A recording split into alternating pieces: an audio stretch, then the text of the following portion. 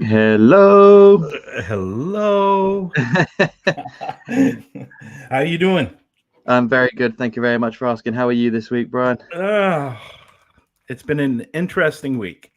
A very, very interesting week. I got some lights behind me today. Looking I very don't know. pretty. it's Pretty kind of and pink. looking. It's kind of looking. Kind of. I guess it kind of looks like space, right? Maybe a A, little bit. li- a little bit. It's either that or you've got some really groovy pink fire. Yeah. Yeah. If anything flies by, we'll see it because of those. The what is that thing called that you use? The name is slipping my mind when you're on investigations and it's got that green Oh, the dots every the, the laser light the laser grid. laser. Thank you. Yeah. Yeah, I was losing my mind there. I couldn't think of the name, and that's kind of bad of me to do actually. So I'm getting all my questions prepared because we have a lot of questions for Zach today. And if you don't know, if you haven't seen the social media posts, we have Zac King on today. He's actually my editor that's doing my editing for Paraflix. So we figured this was going to be a great show because I've had in the last month or two a lot of people asking me, "Do you know a good editor?" I've been having a lot of problems with editing. I find that it's taking way too long when I'm doing it through my phone compared to my laptop, just all kinds of questions. And I thought this would be a good show idea to help people if they're having issues, whether it's filming or whether it's editing, because Zach does both. He's actually doing my filming and my editing. I know his true passion is filming, but editing is high on his list too. So that's who we have on the show today. But before we get started on that, I do have a little bit of a story. And I know Lex has been waiting for this story. I have. Okay, so how do I start this story? Okay, well, I'll start it like this. We went to an abandoned prison on Thursday. Now, to get to the story or work up to the story, I'm going to start with this. It'll be a long time in hell before I go back there again. One, because it's about a 4.5 hour drive and it's about an hour walk. Um, So the walk is nice on the way there, but when you're coming back at about 2 o'clock in the morning, 1 o'clock in the morning, and it's really super dark, it's not as nice, obviously. But I went there last year, and I went at the wrong time last year because there were crap loads of bugs, and I got bitten alive. This year there were no bugs, but it was on the cool side. So during our investigation, you'll see when that video comes out, there's a lot of ice everywhere within the prison, Oh wow. and it's actually quite creepy actually. So anyway, so on Thursday we get to the prison.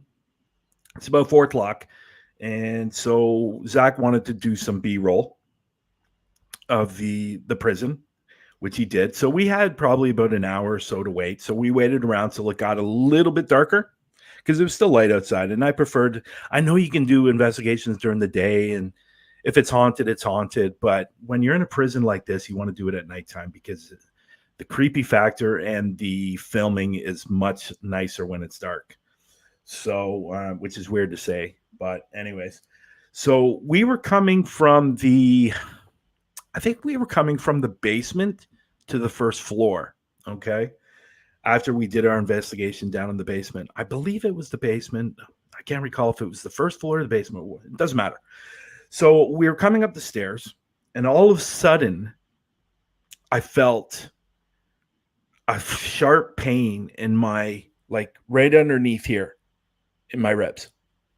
It was excruciating pain. Like, I'd never felt pain like that. Like, obviously, you know, um, I felt pain before, but this was bad. So, and it lasted for about 15 minutes. And I thought it was really weird.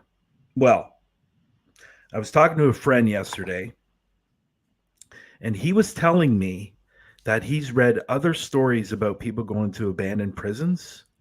And actually, this has happened to other people in prisons. It's almost like a spirit is shanking you.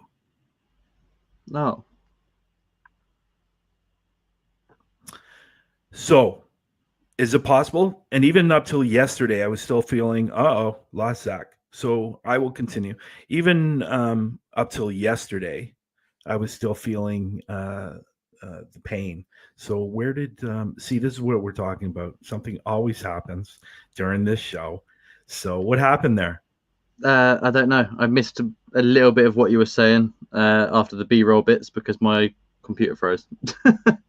Oh, so But you I'm didn't back hear now. any of it? No, I heard the Oh my B-roll God. bit, and I heard you waiting for it to get dark because if it's haunted, it's haunted. That's where I got to.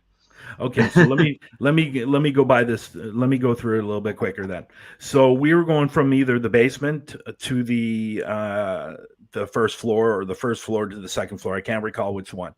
Yeah. So I'm going up the stairs, and all of a sudden I felt this sharp pain right here, like it was excruciating sharp pain. Like I actually had to stop because it Oh was so wow. bad. And even now I can still feel it a little bit now. Yeah. And yesterday was a little bit worse. Today it's a little bit better. But so I was talking to a friend yesterday, and a friend was telling me that he's heard stories about this happening in abandoned prisons when paranormal investigators go to these prisons. Yeah. And the story is, now I don't know if it's happened to me. The story is it's almost like the spirit is shanking you. Well, that does make sense in a prison. Yes. Yeah, that's definitely an intriguing theory on that. So we Horrible. were, yeah. So I was going up the stairs. I was on the landing to go out towards the hallway of the prison, and bam, right there, it felt like a sharp pain I'd never felt before. Now, as I said while you were frozen, as I said, I know what a pulled muscle feels like. Yeah. This was not a pulled muscle.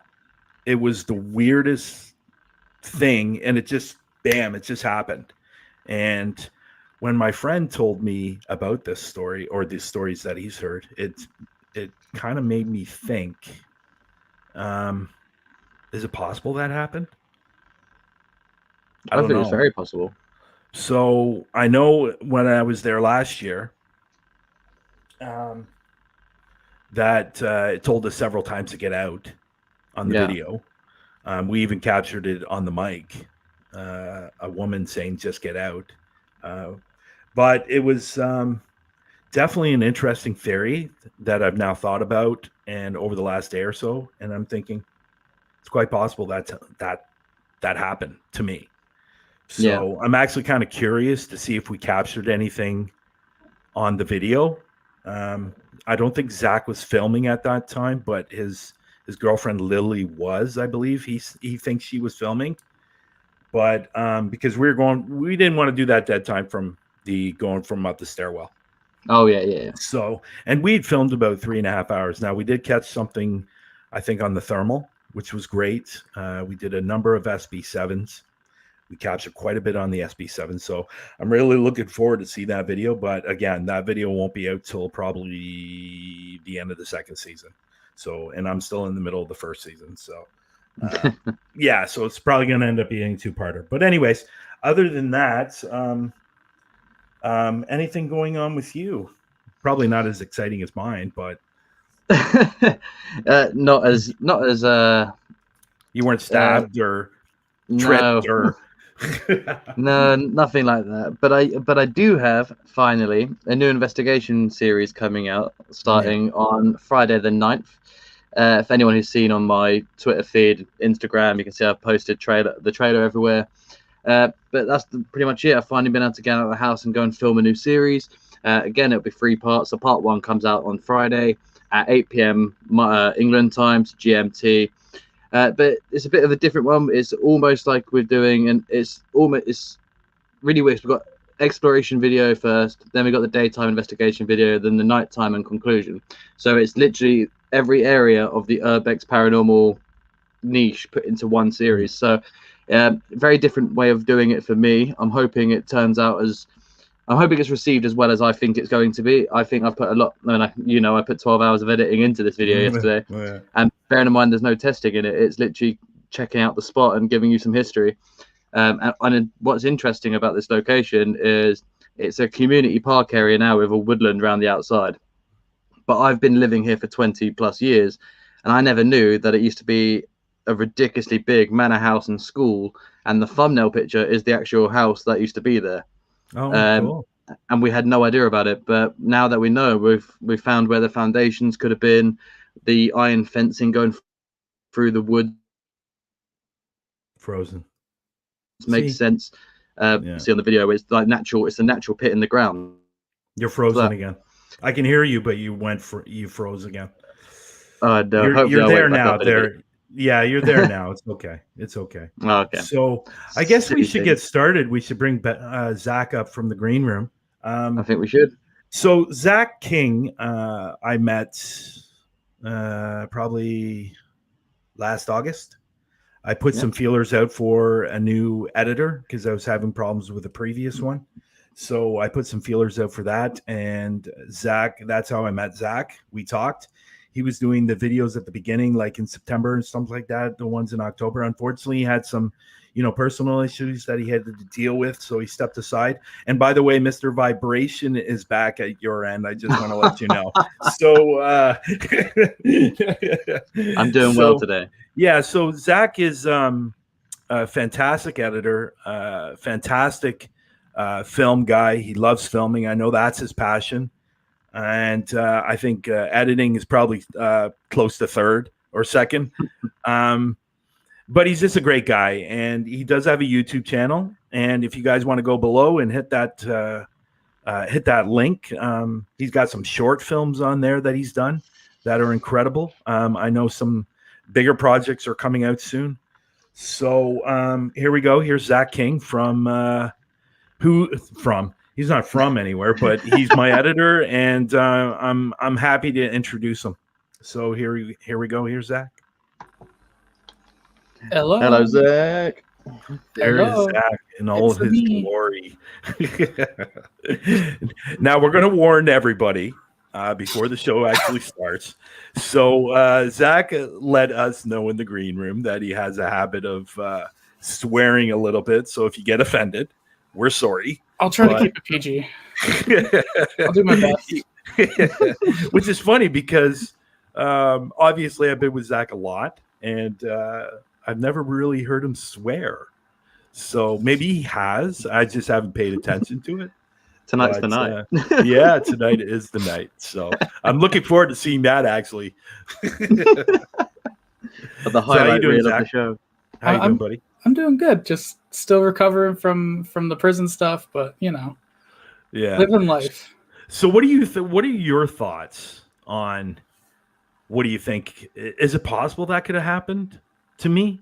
I assume you heard what I said in the green room. So you know this. I don't really believe in the paranormal. I'm very much I need to see it to believe it kind of dude. Yeah. And I haven't seen anything, so I don't believe it. Like if it's something that's possible, like if that's something that's happened, then it's possible it happened to you. But go ahead, sorry. In my opinion, it's likely probably more from the amount of walking we were doing because we were out there a very long time. Yeah, it's possible. I just don't know how, when I get in the pain up here, how that would do from the walking, because I definitely know the difference between a pulled muscle compared to something else. Like obviously, not a lot of people know this, but I do have an injury on my leg. I'm not going to get into that story, but I'm sure people don't want to hear that story. I don't even like to tell that story, so it's okay. So that's almost what it felt like.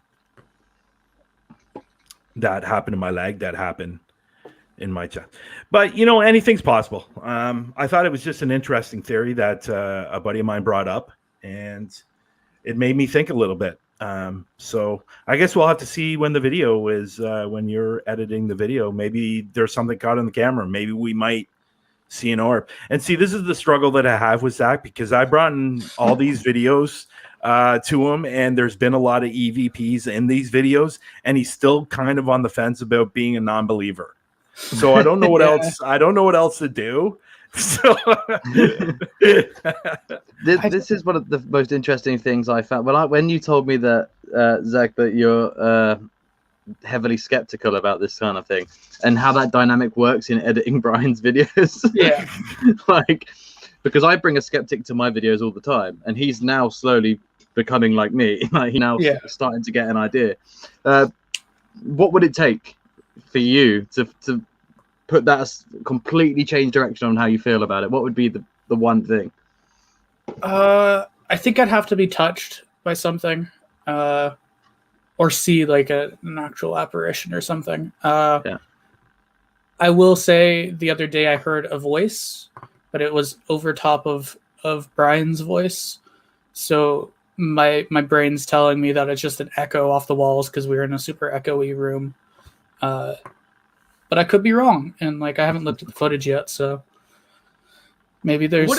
What about that one at Streaming Tunnel that you did, where I caught that woman that said, "What's your name?" I don't know. And Amy was down halfway down the tunnel, and Josh was at the other end of the tunnel, and that definitely wasn't Amy's voice. Yeah, because you know Amy's voice, I know Amy's voice. And so that wasn't her. So how do you explain that one? You know, I'm not sure. I will say if people don't believe it, that's real. Like I saw on your TikTok that people were saying that it was fake. It's very much not. We have the raw footage. I have the raw footage, and like I don't believe in it, but it happened. Yeah. Well, you know what? As we go along and film more things, maybe you will be lucky enough to be. Well, I don't know if it's really lucky or unlucky to be touched, but I think it depends on the circumstances. But Zach did happen to mention when we were filming on Thursday that he heard a woman's voice, or what he thought was a woman's voice, saying, "I think you said." Did you hear what it said, or you weren't sure what it said? It was at the same time you were saying, "We're here to communicate with you," and it sounded like she said, the hypothetical voice said the same thing. So that's where I was like kind of skeptical. Well, you're the one that was holding the camera, so maybe we caught that on the microphone. That'd be awesome if we did. So anyways, I really, really appreciate you doing this, Zach. I know there's a lot of people out there that have come to me and asked me questions. I know David has come to me and he wants you to edit his video, and you haven't contacted him yet. I'm supposed to say that to you, but I sent him an Instagram message like it's out of my hands. How long ago? Like a month ago.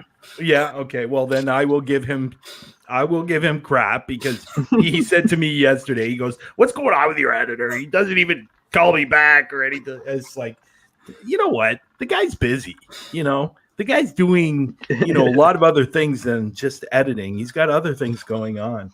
So I don't know if people know. People obviously don't know this about you, but you used to have a haunted attraction. Yeah, which is funny because of the fact that you're a non-believer in the paranormal, but you have a haunted attraction. I mean, there's a big difference between ghosts and like spirits and stuff, and me dressing up as a bloody pig. Like, I'm a bloody pig. Boo! Like, I can believe that. Okay, so that makes sense now, because you have a picture of a pig in your in your profile. Yeah. So okay, so that makes all kinds of sense now. So so that's really cool. So why don't we get started here? I know some people in the replays are going to really, really look forward to your information that you're going to give. Obviously, you're not going to give away all your tricks, but I think you're going to give enough that people are going to get and hopefully take advantage of. And if they want to reach out to you, they can reach out to you on your YouTube if they have any questions or anything like that. Yeah. If someone wants to pick my brain, I don't know why. I'm pretty dumb, but like maybe I know something. I'm on Twitter and shit. Okay, well that's a good start. I need to edit in the curse counter, so that's 1. We got 1 so far. I'm trying. I'm sorry. That's awesome. That's great. Okay. Oh, brill. So go ahead, Lex. Let's get started on this. And Yeah, man. yeah. Well, first of all, I just want to quickly say that thank you for coming on, and I'm incredibly impressed with the way you edit videos. I haven't had a chance to see your short films yet. I'm going to have a look at those this week. But just by watching the videos that Brian's put out on Paraflix and seeing that your editing work do its thing, like impressed ain't the word. Like I said to you in the green room, I think these look so well professionally done that they belong on. They were too good for YouTube the way it's been done. Let's just say that. Like, it's definitely good for a streaming service. So, couldn't think of anyone better to put on to talk about editing. Thanks, man. No worries. So my first question, this is a really big one. I usually try and find this out about paranormal guys, but I've had to rearrange the question for you. But what is it about the filmmaking industry, doing it, and the editing side of it that really drew you into this kind of work? So I think there's two. Like, I'll answer filmmaking and then editing because they're kind of separate answers. Honestly, editing is something I really don't enjoy doing. It's just something I got good at over the years because I was the only editor I knew. But filmmaking, since I was a kid, I really loved storytelling. Like, I grew up with like Nightmare on Elm Street and Friday the 13th, and those were the movies my mom was showing me when I was a young boy. I don't know why, but she did. And just learning from the storytelling there. And then as I got older, I started watching more well put together films and that have better stories, and just kind of falling in love with storytelling in general really was huge for me. And then editing just kind of came with that because I started filming stuff with my friends when I was like 10, and then from there I had to edit it, so I was forced into it. But recently, in the past like 2 or 3 years, I've kind of looked at editing as like storytelling in its own way, because you can write out a really good script, but you can completely reshape the story with the edit, right? Building the atmosphere, how you're showing information, all that is so important to the storytelling, but like you don't always think about it, and that's really what I like out of editing these days. I hope that answered your question. It did. Agree with the being shown Friday the 13th and Nightmare on Elm Street when you were a kid, because so was I, and those are masterpieces of movies. I've actually got Freddy Krueger, Robert Englund's signature above my door over there, so massive fan of those. So proper classics. So I admire the answer for that in terms of storytelling, because it's the most important part to me when you're filming a film anyway. Maybe not doing what we do, but storytelling is great. And for the answer, the way you look at editing now, I actually really enjoy that answer, because that's a really good way of looking at it, because you can see how a poor edit can really change how you view it. So yeah, I'm happy with that question. Very good answer. So, and Brian, do you want me to just do my 5, or we're going to go one? Yeah, just go ahead and do your 5. Yeah, for sure. Cool. So without giving too much of yourself away here then, Zach, what's your process when you're editing? It's kind of a long answer. I'll try to keep it short though, for the sake of the stream. So it depends on the project, but I'll get the footage like I'll film it or get it from whoever's I'm working for, and I'll look through it and I'll try to understand what the theme is and what the vibes that we're going for with it are. Huntophobia, editing that for Brian, I get it, and I know we're trying to make an investigation entertaining, and we want to keep the vibes very spooky. Two big things, and informative at the same time. Doing a little bit more of the history stuff that we've been doing lately with Paraflix.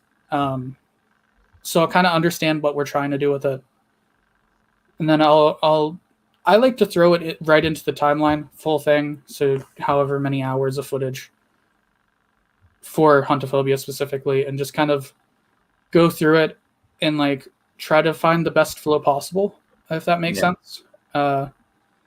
It's time consuming, and I know it's not the best use of my time. There's better ways to do it, because specifically in Premiere, you can just take individual clips out of the preview and bring it into the timeline.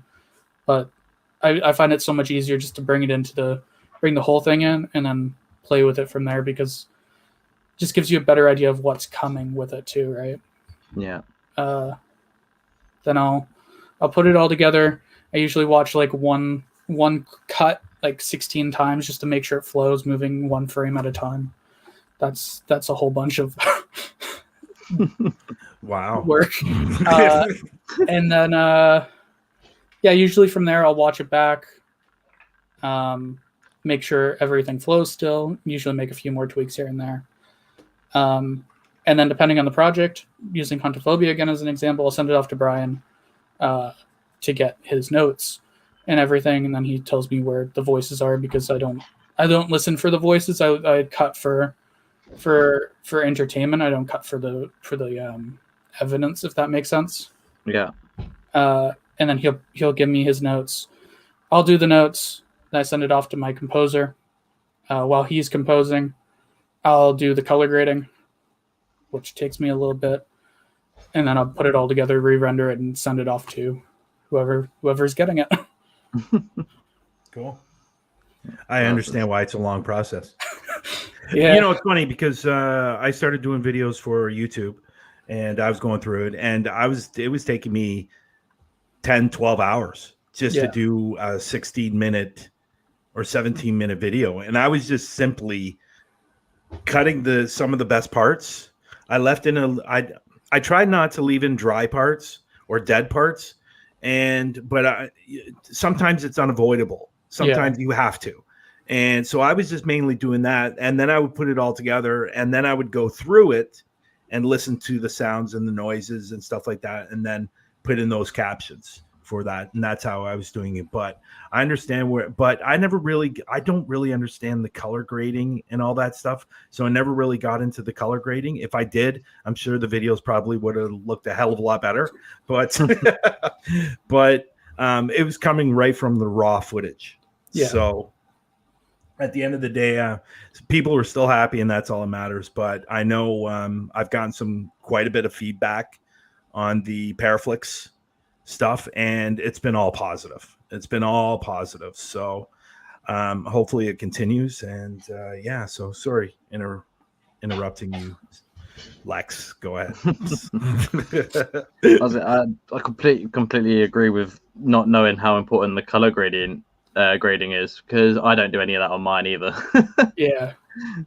So maybe I'll learn at some point to do it. It's can you do that on the app that you're using though? I don't think I can. No. Okay. Which works well in a beautiful segue to my next question. So yes. So let's this question is very much for me, but also for anyone in the chat now or the reruns later on. For people, they could be just starting out, they could be young, or they could just be like me and can't afford to get the top tier editing software like Sony Vegas, Adobe. What would be your recommendations for people like that who can't afford those big ones at the beginning? Yeah, I definitely went through my fair share of different softwares trying to figure out what worked for me. I was using Vegas for a while, but I didn't like the codecs that I was rendering out into. This is nerd stuff, but like it made the video look a little bit weird, and I didn't really like it. So I moved to Premiere because my girlfriend got it with her schooling. So I moved to that out of convenience. HitFilm is a really good free one. It has a built-in like After Effects suite, so you can do like motion graphics, muzzle flares if you're doing gunshots, if you ever happen to need to do that. I didn't play with it too much because I moved on to other softwares, but it was a pretty good one. But if I was going to pick one that was like really good for starting out, and even like it's technically an industry standard one, it's Davinci Resolve. Super good. A lot of people I know use it for color grading specifically. It has one of the best color grading suites out there. And then there's a free version and then a paid for version. It's only like $100 something one-time payment. So it's not like Adobe where it's like $50 a month, because it gets ridiculous at points. But yeah, Davinci Resolve, the free version. I know one of my friends uses it a lot, and it's pretty solid. Now, is this something you'd use on your phone or your laptop? Laptop or computer or whatever. Yeah. I highly suggest against using your phone. I know sometimes you gotta, but the processing power of your phone is less than the processing power of any laptop. So your footage is going to come out looking lower quality, and you're just going to have more issues usually. I know you said you've ran into your first issue, Lex. Yeah. With it, but like, you know, every piece of equipment has issues, but phones are more common. And then if you start getting into like higher quality video, like I've been editing one of my shorts, the cinematographer shot in 4K. I had to completely rework my computer rig to work with it, because it's so overpowering, and I couldn't imagine trying to do it on this, because it would just take too long and just slow me down. So I think everybody should take note of that. If you're going to be editing, stop editing on your phone. And you know the reasons why. And we did a show a couple of weeks ago about sorry, I'm losing the word here. On the go ahead, Lex. Side of, was it technical side effects? Yeah, the losing your footage on your phone. I just don't understand. I understand why people want to use their phone, because sometimes the video quality is really good on your phone. But I'm thinking that you're going to run into a lot more problems. Like, look at what happened to Hef. He lost all his footage from his phone. And if he filmed on a camera, he would have had all that footage. Now, not to say that you're not going to have problems with your camera, because you can have problems with your camera, but you're more than likely going to have problems with your phone than you are a camera. And I know Samsung has had a real issue when you're filming for too long. It seems to corrupt the files, and that's the word I was looking for, corrupt. Yeah. It seems to corrupt the files, and you seem to lose it. So I think out of Zach's recommendation that people should get off their phone, and if they are going to use their phone, transfer it to your laptop. You know what I mean? Or your PC. Always back it up. Yeah.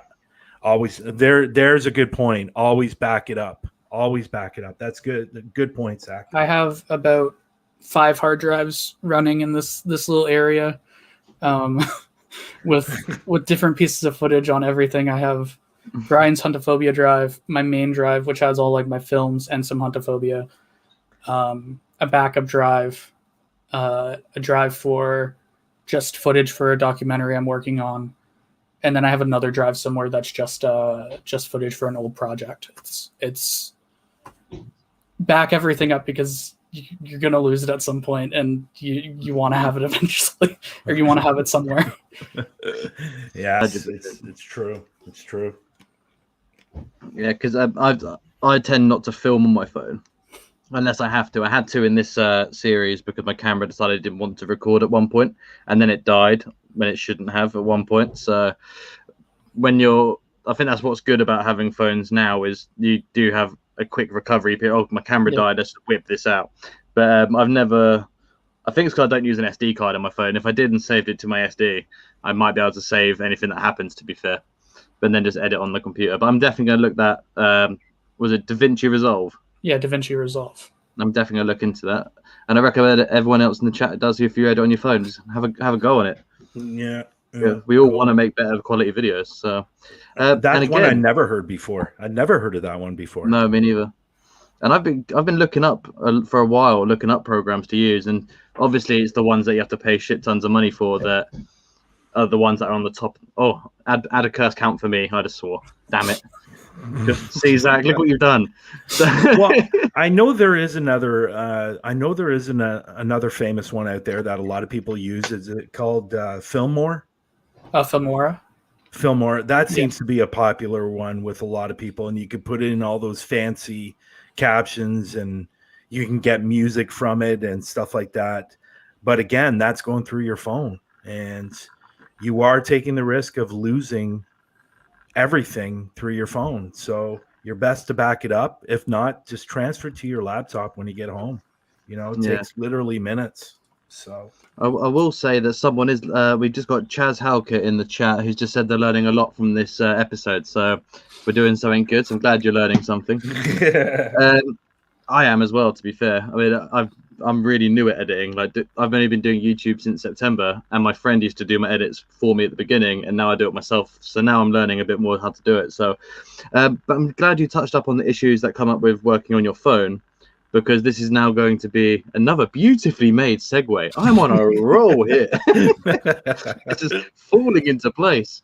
When it comes to, so we'll take phone editing out because we don't want to be doing that anyway, but when you're doing an edit, what's the most common issues that you run into, and how do you get past them or defeat them?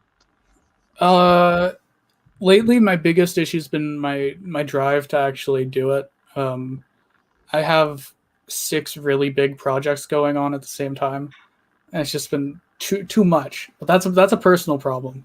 I'll figure that out eventually, and I don't have any advice for that. But in terms of on the technical side, it's crashes. Adobe is notorious for crashing. It crashes left and right, and if I don't save within like an hour, I run a risk of losing everything. And I'll sit here for like 8 hours working on things, and then be like, "Oh, I need to save now," because it's been forever. Honestly, getting into the practice of saving will help a lot because of the amount of crashes that can happen. Like, my computer could go dead right now, and I don't have anything open. But like, if I had a huge project open, I'm kind of screwed. So yeah, just saving things, being in that practice. That's like the most that's the easiest thing. Because like you always hear I know in elementary school I was hearing all the time, or middle school, save your work because you might lose it. I was also a special kid. I couldn't write, so I was on a computer a lot. But I had to save all, they were drilling into my head, and I still don't do it. I still never save anything. No. Now, is there not a feature in Adobe, I believe or Premiere, that you can click onto that it saves like every 10 minutes or every 12 minutes or something like that automatically? Yeah, there's autosaves, and it comes in handy a lot. But sometimes you're in between an autosave. It doesn't do well. Like when a couple months ago, back in November-ish, when I was editing an episode of Huntophobia, my computer crashed. I was about 15 hours into an edit, and for some reason, all of my files were just gone. All my autosaves. Oh, but I still had the main save. But I had just been sitting here working for 15 hours, and it was just all gone. Oh wow! So I had to know that. I had to redo everything. It was long week for me. And it's not like a video game where like if you lose your save file on a video game, you know how to get to where you were quicker because you've done it. Editing isn't like that. Like when you lose something, it does take a while because you have to perfect it again, don't you? Because it's like you think you've got it right, but then as you said earlier, you watch them back like 16 times to make sure it's there. Then you've got to do that again. I think that one I didn't fine tune quite as much just because I was like, oh my god, I want to be done with this. Like Brian, you're a cool guy. I can only listen to your voice so much. Oh, wow.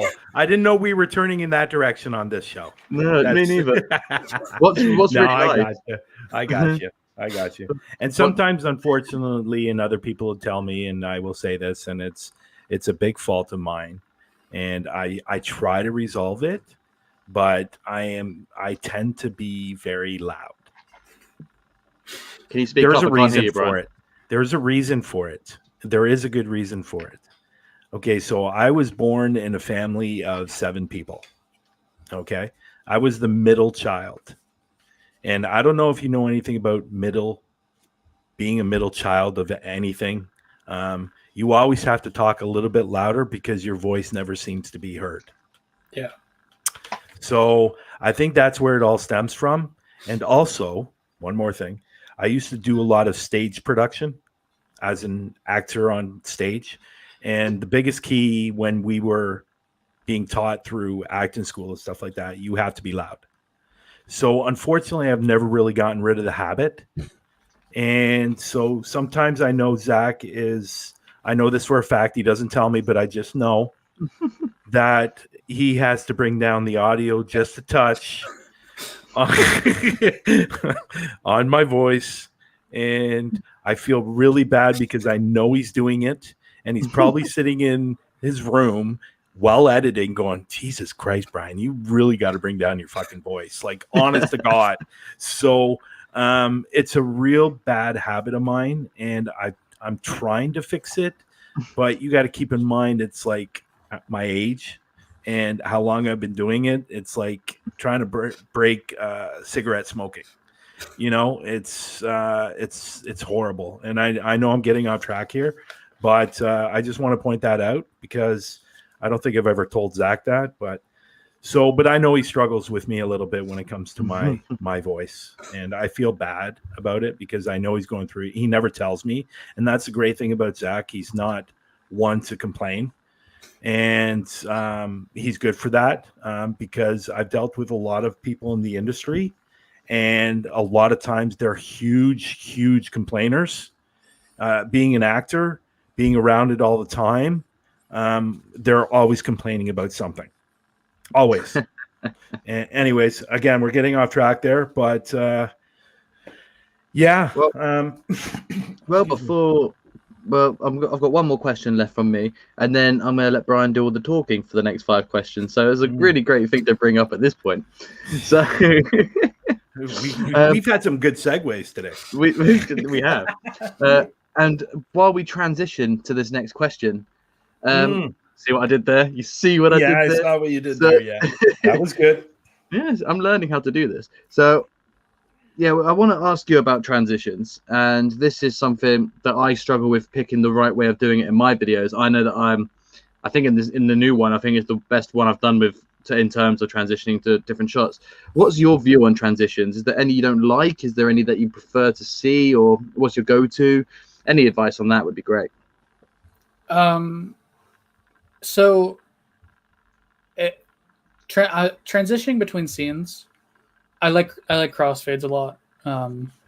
You can get really cool moments where actually at the end of one of my short films, we had an object that was really important to the film, and the character's face, and I crossfaded it so they were kind of overlaid at the same time, and it added a really cool effect that I really enjoyed. So like I like crossfades because you can get effects like that sometimes that maybe you didn't shoot it that way, but it looks really cool. Honestly, hard cuts come in handy a lot. Jump cuts. The best option for that though is if you can shoot 2 cameras so that you can hide your cuts. Because it just makes your life so much easier, so no one knows actually what you're cutting out. Like I can cut from Brian in one room on one camera to Brian in another room on another camera, and the angle's kind of changed, and we're still covering the same kind of stuff, but it's you can hide the cut in there. Going from camera to camera, that comes in handy a lot. But what would you say would be one that you would recommend people stay away from in whether or not they do a YouTube or filmmaking? Let's say we come out of YouTube and they're trying to make things a bit more professional looking. Is there any transition styles that you would tell them to keep away from, and why would that be? Wipes. Wipes make it feel like an 80s movie, which is sometimes you can go for that, but like, ooh, the star wipes where like a star comes out. Ooh, horrible. Yeah, definitely wipes, just because it doesn't look great. It feels very jarring, like you're literally like turning the page on a book, and it's weird. Yeah. Cool. And then just in terms of, if we stick it to the YouTube side before I hand over, one of the biggest YouTube transition techniques I see, and I know because I use it, is the fade in, fade outs. Yeah. What's your view on those ones? Oh, they're great. It keeps the pace. You're not changing the pace too much, and it's good to get from one scene to another. Obviously, you can do it in other ways. I used to edit for a travel vlog. And the way I would transition his scenes, it's an effect in Adobe called Light Leaks, and it like brings out this like really cool purple and green thing, and it transitions in there. Those are really cool because like, it's just aesthetically pleasing, but obviously you need to understand like what your product is to be able to use the right edit. Going for a more documentary style, like earlier you were saying that you're kind of going for, using the fades really helps a lot because it keeps the flow going. Cool. Beautiful. I'll keep using mine. Brian, I'm gonna hand over to you. I always wonder though, because sometimes just staying on the topic with the fades for a minute. I find with the fades and the fades in, the fades out, if you like, for example, some of the YouTube videos that I was doing for the teasers for Paraflex, I was going in and I was kind of overlapping. Now I'm talking about editing here. When I was overlapping the next scene, so it would go in and then it would come out. I was always told that looks too YouTubey, and it sometimes doesn't look right. I don't know. What do you think about that, Zach? Like, do you like those kind of fade in and fade outs, or? I think what you're kind of referring to is like a crossfade. Yes. Goes between the two scenes. Yeah. Completely stylistic. It doesn't, like, if you have a reason for using it, it's great. If you don't have a reason for it, it doesn't need to be there, but you can still use it. Yeah. Everybody has their own style of editing. Like, every day I learn something new and bring it into my repertoire. But crossfades, I use them a lot, and they're good for promos and stuff. That's for sure. Oh, interesting. Just because it's you're showing as many shots as possible in a short period of time, and you're not fading out between them. And again, it's stylistic. Everything is. It comes down to what you want to show, right? Yeah, for sure. And that's kind of leads to the next question, talking about the not as well as Lex's segues have been, but mine are going to be, shitty segues. But anyways, so captions. Yeah, I know I've spoken to people in the past about captions, where they should be placed, if they should be at the bottom, if it's good to put them everywhere, just for more of an effect. So if you're doing like a necrophonic app, for example, you get the name here, and then you get it here, and then you get it here, and it's a nice effect. Maybe using different colors, or how do you feel about the whole caption thing? So in reference to like ghost paranormal investigation videos specifically, because captioning as a whole, I don't do it because I hate it. I hate transcribing. but you have to keep it very consistent for people who are hard of hearing, because they need to be able to know where to look. I do kind of keep that same mindset when I'm doing paranormal investigations, though. Stylistically, you can do whatever you want. Like, if you think it looks cool to pop up here and pop up here, like it's cool. Like if that fits your style. But I like to keep it consistent so people know, okay, well, when there's a voice, I can look down here and see it. I'm not going to be randomly looking up at the top left corner of my screen for no real reason. Yeah. Okay.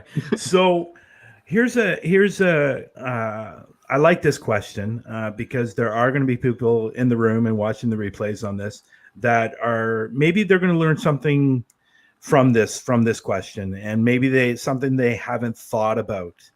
And that's one of the reasons why I like this question that me and Lex brought up, because we think this will help a lot of people. Everybody has their style, and you talked about stylistic. Makes sense. But there's some people out there that obviously have problems with certain things. Are there any kind of tricks or on filming or editing that you do that maybe somebody might take advantage of listening to this that might help them, whether it's filming or editing? Yeah, I mean, I already talked a little bit about it earlier.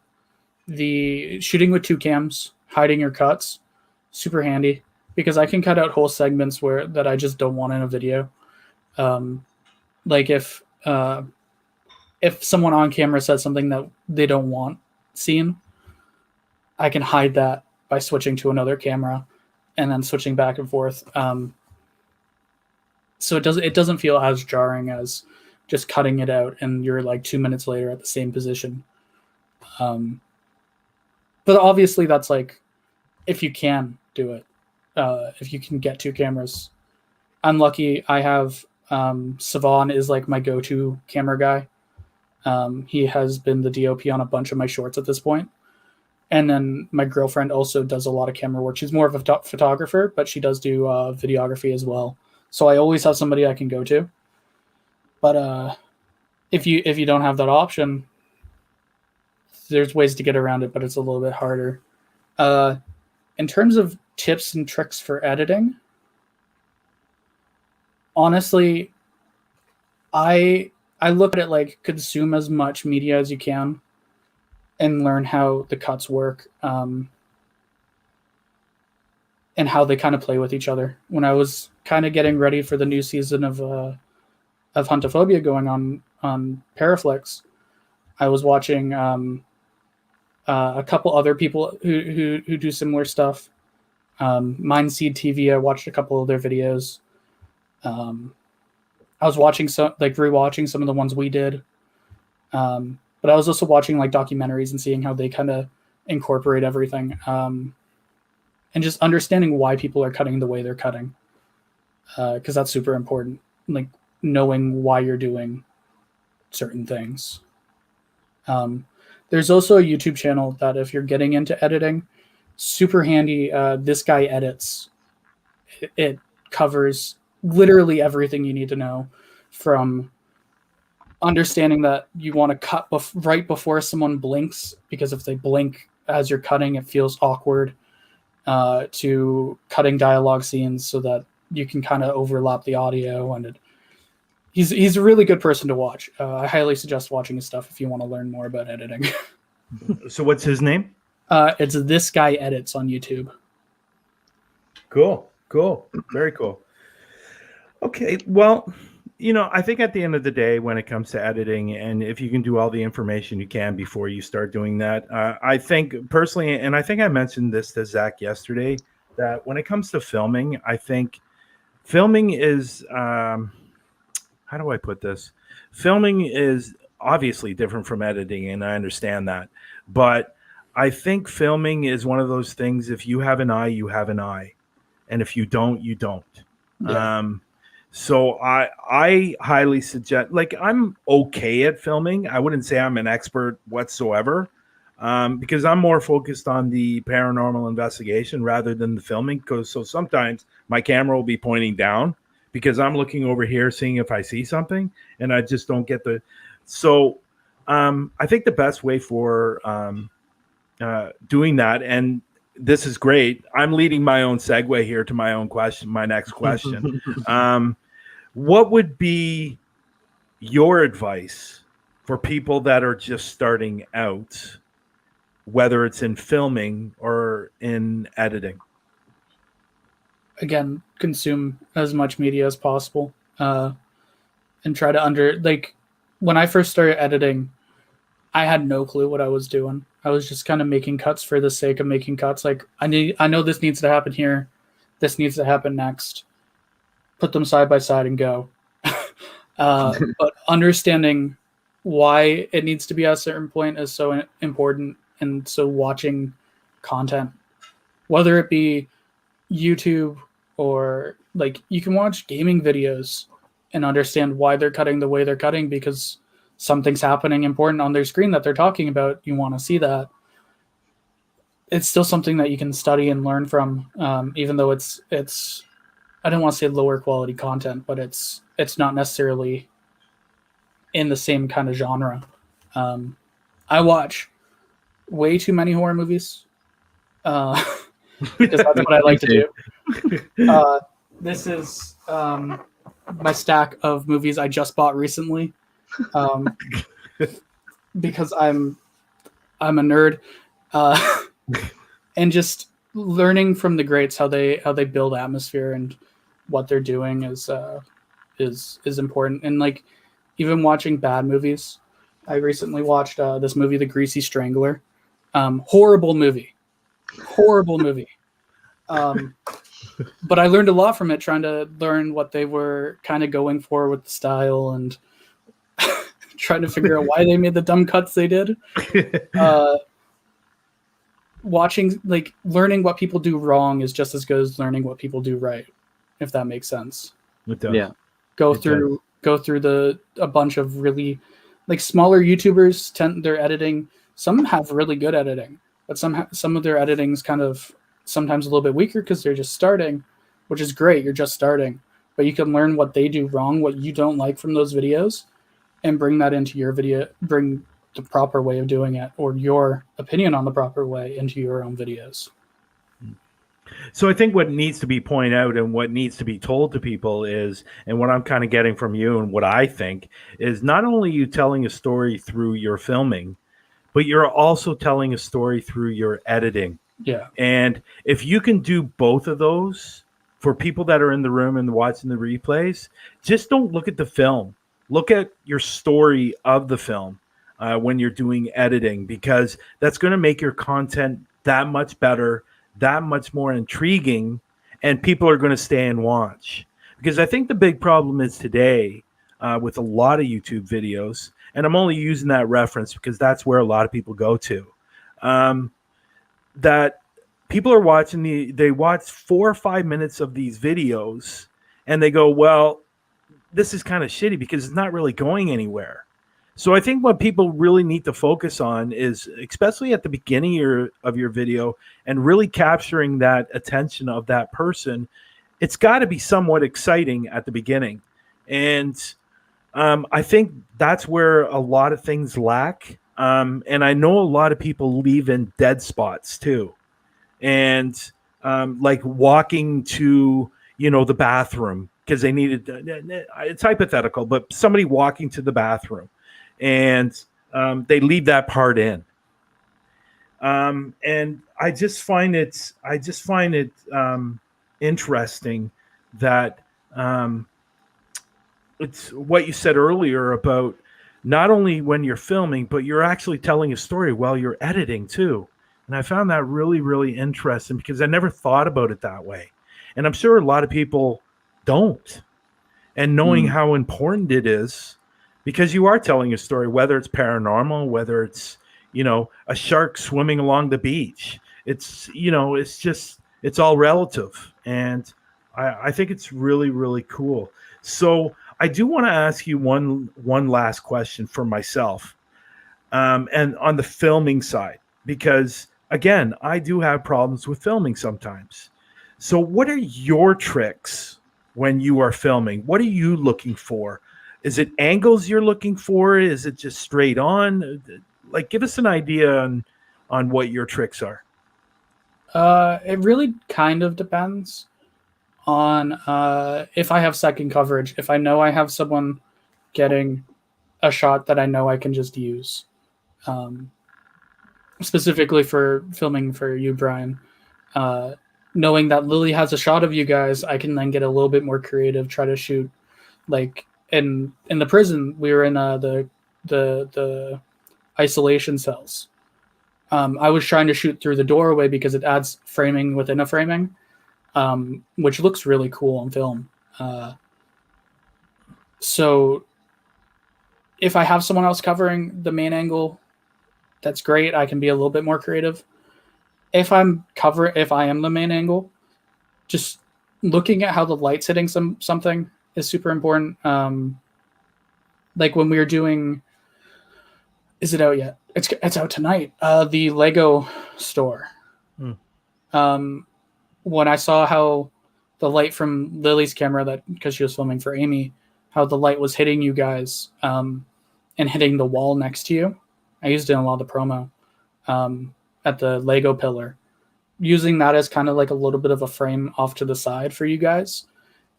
It's still the main angle. It's the only angle of that bit, but yeah, it understanding how the light worked with the scene. I was looking for that, and that's kind of, pay attention to what's on the camera, but at the same time, kind of look around and see what would look nice, especially running gun shoots. They're so hard to find the right shot. So when somebody, like, for example, when somebody's filming for YouTube for their own videos and their own channels, it's just not about starting your camera and filming. You really have to look at the lighting. You really have to look at where you're going to be standing. And I know it's difficult when it comes to paranormal videos because you are kind of all over the place. Yeah. So if somebody was doing that type of video, what would you suggest they do again for those type of videos? So, like, similar to what you did with the videos in Huntophobia where you're just filming yourself, right? Yeah. That kind of style. That's a hard one. Kind of just paying attention to what's in the screen, or on the screen. There was a point in one video coming up. No hate at all. You had the camera on just your K2. It was about 40 minutes of raw footage of just the K2. Yeah. So was it that? What video was that? Sorry for interrupting. What video was that? Hermitage. Okay, so 40 minutes? I don't think it was 40 minutes. 40 minutes. I sat here. After this, Zach, load that up and send him the timestamp on it just so you can see. I was sitting here and Lily was over and I was just like, why is there no other angle? Like, you could have put the camera down face. Like, I understand what you're trying to do, show the K2. Yeah. That was the important part. Yeah. But there was no options there. Okay. So, like, having variety in your shots, whether you put the camera down facing you, you face it at yourself and just hold it like this, or you show something else, like show whoever you're with. Having that variety gives you a lot more options in the edit, because there's only so much I can do cutting. Yeah. Okay. So if I'm going to go out and film by myself or with somebody else, and I'm filming the K2 or I'm filming the Necrophonic or whatever I'm filming. Yeah. So if I film there for like a couple of minutes and then move my angle to another angle and then move it maybe 5 minutes later to another angle, then that gives you, and this is for people out watching right now, this gives them different choices when they're cutting. Yeah, like at the end of the day, you want as many options as possible. It's why some people will film for 10 hours and get a 3-minute long video, because they just want the options. Interesting. I did a shoot recently well, not recently, it was last year. It was a political ad, and we did it was a 6-hour shoot in an office for about 30 seconds of video, and then we did another 4 hours on a farm with a horse for about another 30 seconds. Wow. So it's just and options. that's interesting. I never actually ever thought about that when I was filming. Like, I'm sitting here pointing the camera at the K2, not realizing and not thinking, going, you know what, maybe I should move to the other side of the table. Exampling Hermitage, where that's where you're talking about, right? On the picnic table. Yeah. So I should have gone to the other side of the table and then maybe gone to the end of the table and done different shots.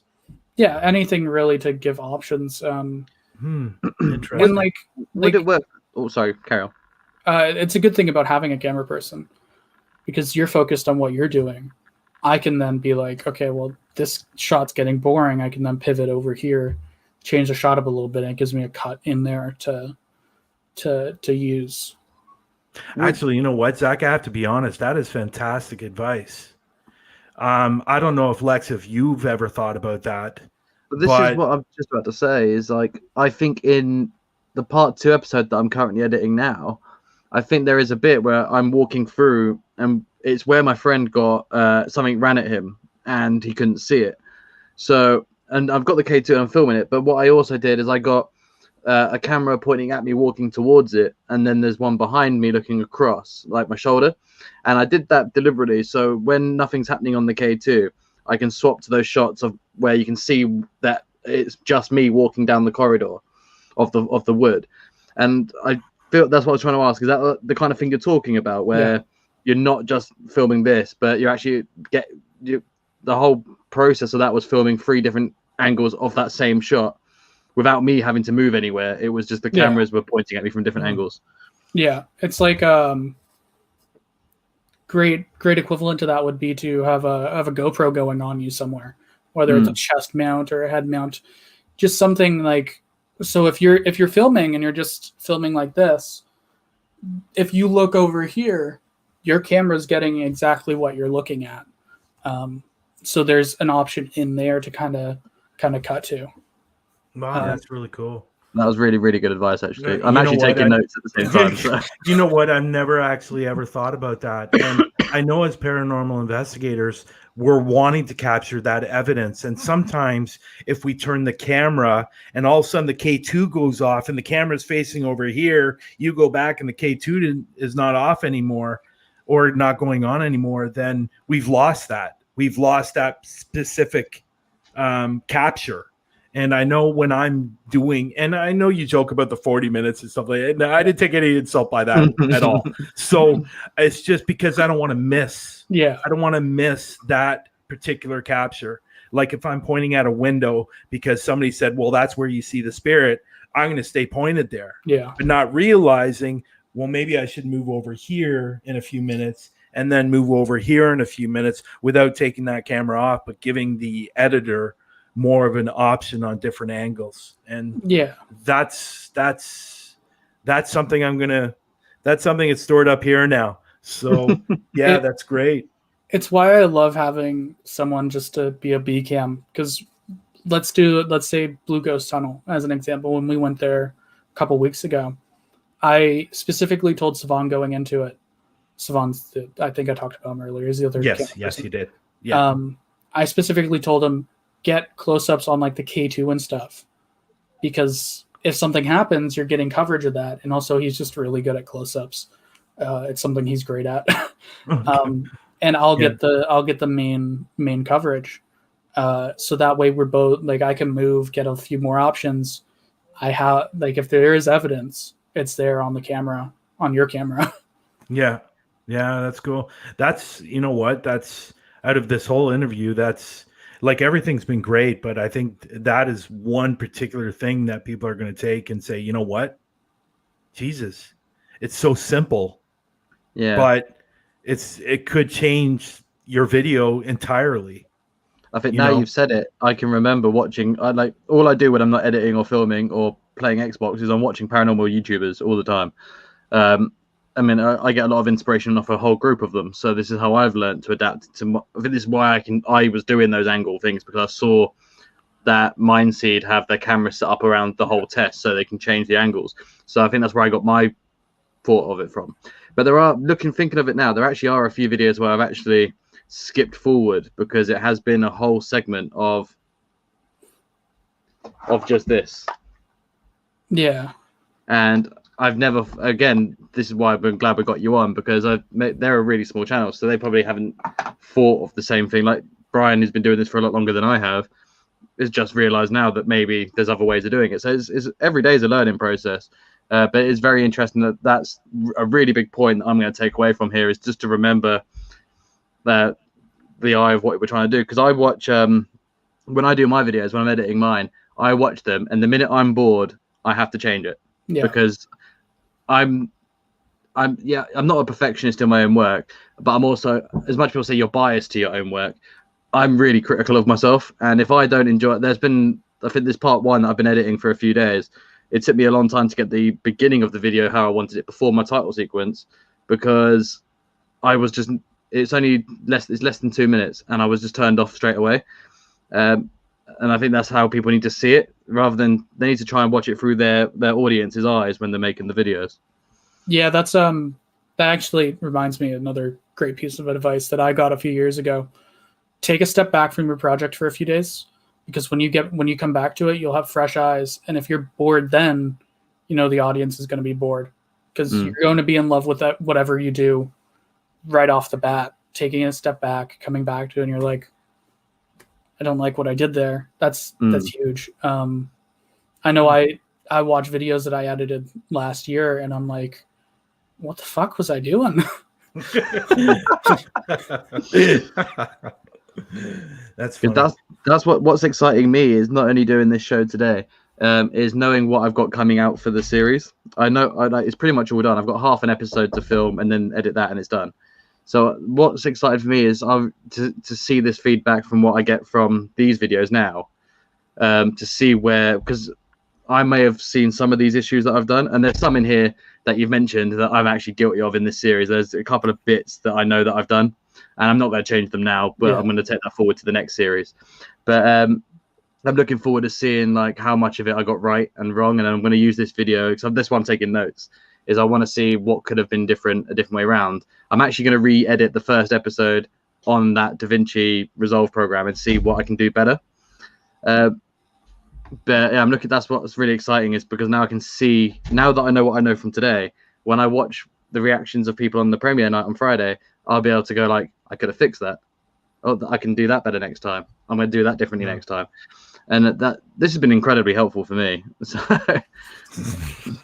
that's why we know we're going to, if we can help 1 or 2 or 3 people, just to make better quality content and think to themselves, Jesus, Zac was right. My videos are much better now because of me watching that show. It's a good thing, because we're all here to help each other, right? And I'm not going to say family, but I think we're all on the same page when it comes to wanting to put out good content. And if you can, why not? So because I will say this, the next 3 episodes I'm doing, the next 3 parts that come out, is my best work that I've done since doing YouTube. Like since September, I'm so proud of what I've done. And just by hearing this conversation, I know it's not the best I can actually do, because I know I've made some of these mistakes. I know I've done it. So, but that's why I'm really proud of it, because I'm actually really happy with what I did on UCut. So not even the best software ever. And this is the best. So now I've got this. I'm just more excited now for what comes after, because once these 3 are out, I've got 2 more episodes that I'm doing next week for later down the line, and I'm going to be like completely different way of editing this video. So I'm hoping there'll be a really good difference in quality when I bring them out. Which brings me, because we are running a little bit over. We knew we were going to be a longer show today. We knew it. I did want to get onto the subject quickly of replays in editing, because I know that especially in the paranormal community, we use replays a lot. What are your thoughts on replays in these types of videos, and what would be the best way to do them? How often should they be done, or what's the damage that can be done by a replay? So when I first started editing for Brian, him and I had this conversation a couple times. It was, he wanted to replay, and I was like, maybe not. We should tone it down a little bit. And then we went back and forth on how many replays we were going to have in it. So like if you watch the first video I edited in season 2 for him, going to like the end, we cut down hugely on the amount. Just because sometimes it can just kill the flow. If the evidence isn't strong, you don't need to replay it. Like if it's absolutely disputable, like if I can say without a doubt that might be someone's voice, then you shouldn't replay it, because it doesn't help your it's not helping your goal in the end, right? Doing replays can sometimes kill the flow, but if you do it right, it can be really cool. Like I know I like to do it with a little glitch transition. Because it's kind of like a tear in the video, like a broken record is how I kind of look at it. That's just a stylistic thing. But if you do it right, they can work really well, and they can be cool little things. And thinking about now, there's actually a couple ways that you can do it, where you can fill your dead space. So like say you're walking to your next location with a replay, similar to like, I don't know if either of you watch it, but like WWE, how they have like someone's in a headlock, so they put a cool replay in the corner of like someone getting thrown off a ladder. You could kind of do something similar like that. Just an idea to kind of fill that dead space while also doing the replay of something cool that happened. Cool.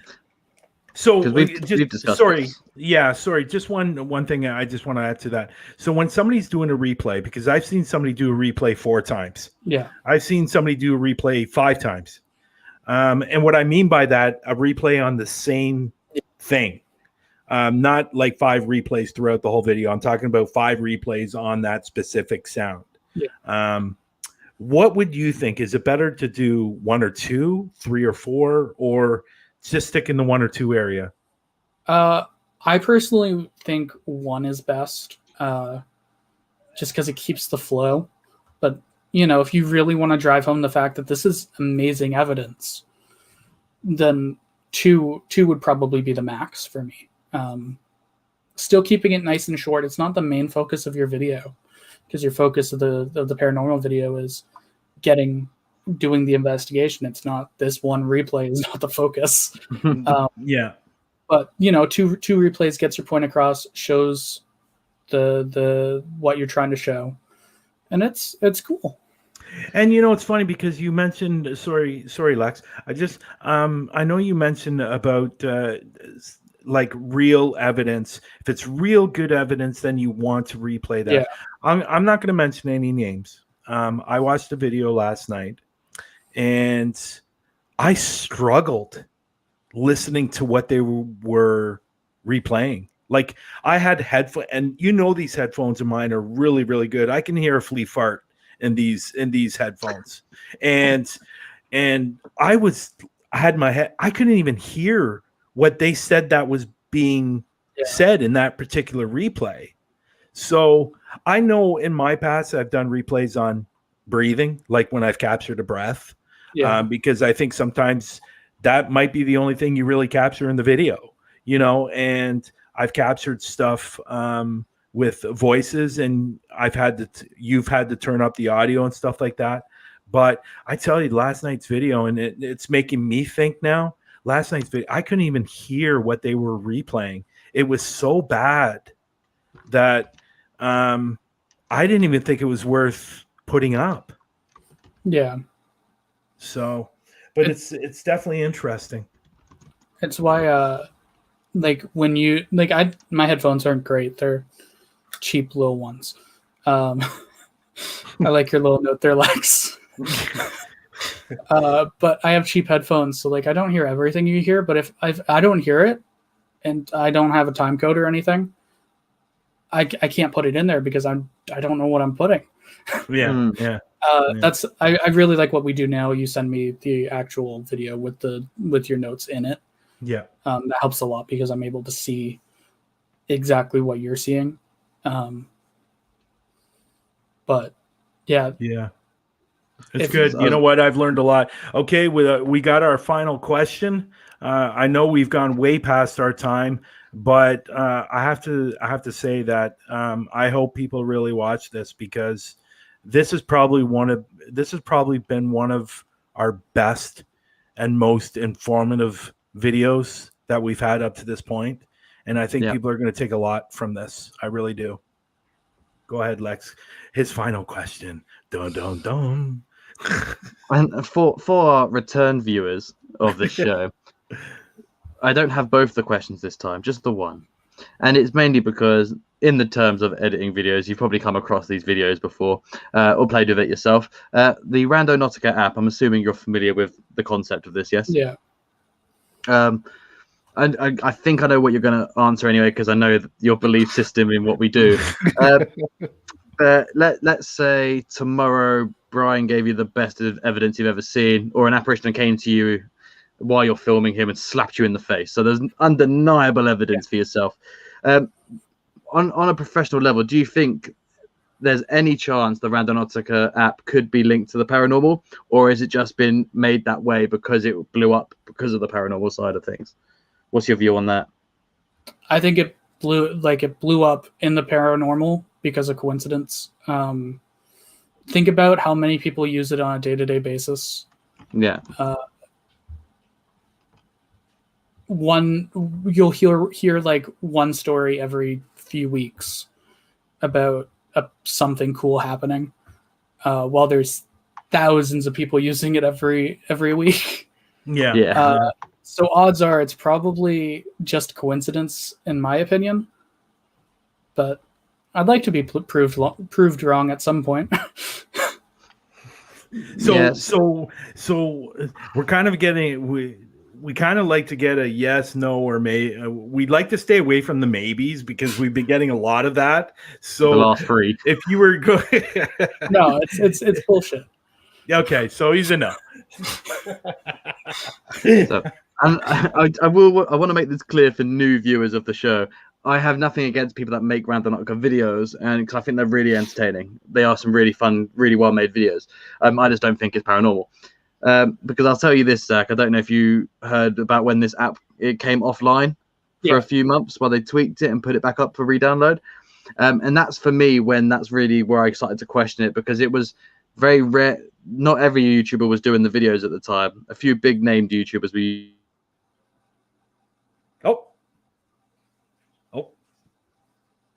See what happens when you talk about paranormal too much. This is what happens. And I'm telling you, the UK people, UK's internet is absolutely horrible. And I'm thankful sometimes that we are in Canada, because I know sometimes in the States it's really bad too.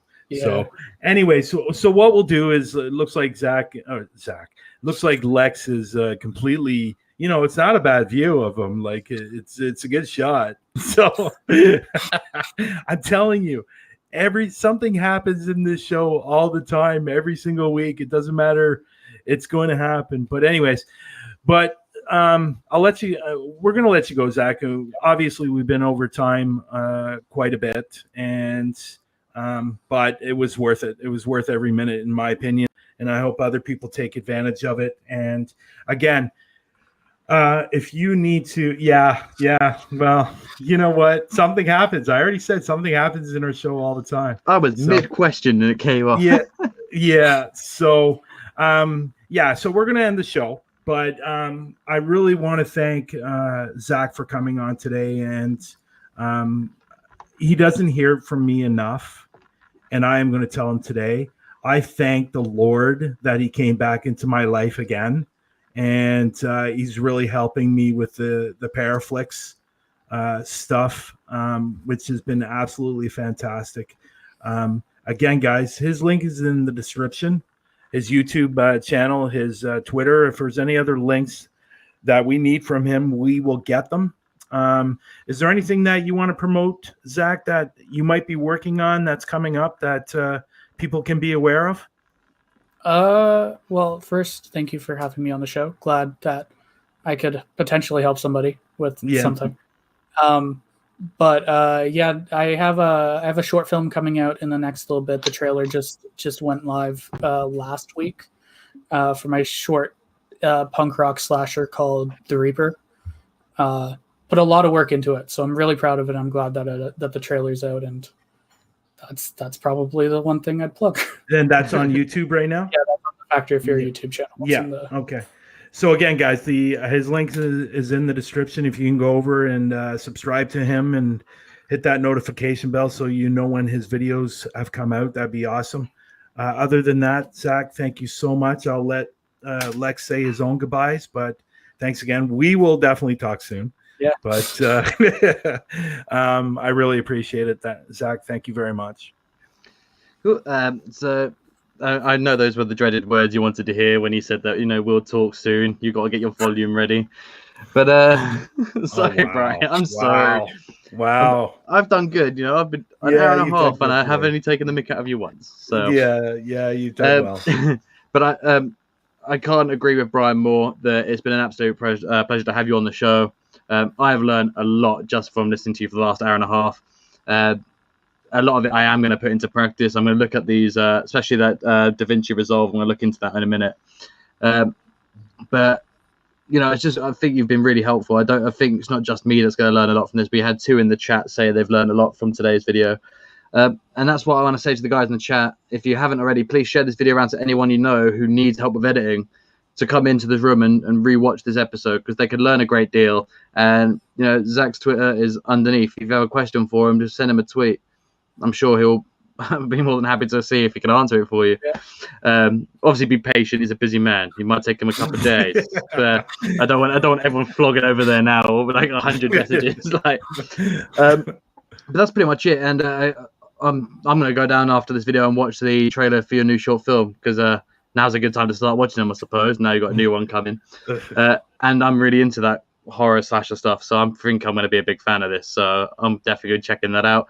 But 100%, thank you for coming on. It's been an absolute pleasure. I think you're a great guy. You've done wonderful work for Brian's Huntophobia series.